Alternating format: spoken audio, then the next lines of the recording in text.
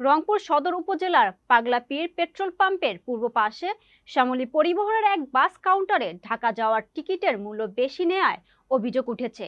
রংপুর প্রতিনিধি জিয়ারুল ইসলাম জিয়ামের পাঠানো ভিডিও ও তথ্যচিত্রে থাকছে বিস্তারিত। গতকাল শুক্রবার সন্ধ্যায় এক যাত্রী ঢাকা যাওয়ার টিকিট ক্রয় করতে চাইলে টিকিট নেই বলে কাউন্টার কর্তৃপক্ষ বেশি টাকা দিলেই মিলছে বাসের টিকিট। রংপুর থেকে ঢাকা বিআরটি এর বাস ভাড়া মূল্য অনুযায়ী 839 টাকা নির্ধারণ করা থাকলেও 1500 টাকা 2000 টাকা পর্যন্ত টিকিটের দাম নিচ্ছে বলে অভিযোগ উঠেছে। যাত্রীরা নিরুপায় হয়ে টিকিট ক্রয় করে তাদের কর্মস্থলে ফিরতে বাধ্য হচ্ছে। এক যাত্রীর অভিযোগে ভিডিওতে রংপুর ক্যাম্পের সেনাবাহিনী টিম অভিযোগের বিষয়টি সত্যতা পাওয়ার কাউন্টারের টিকিট বিক্রেতাকে হালকা পিটিয়ে সতর্ক করেছেন ও অতিরিক্ত ভাড়া যাত্রীদের মাঝে ফিরিয়ে দেওয়ার। তবে এই অভিযান চলমান থাকলে রংপুর সদর উপজেলা ও আশপাশের এলাকাগুলোর ঢাকায় কর্মরত চাকরিজীবীদের ন্যায্য মূল্যে টিকিট কিনতে পারবেন বলে আশা করা যাচ্ছে তারা।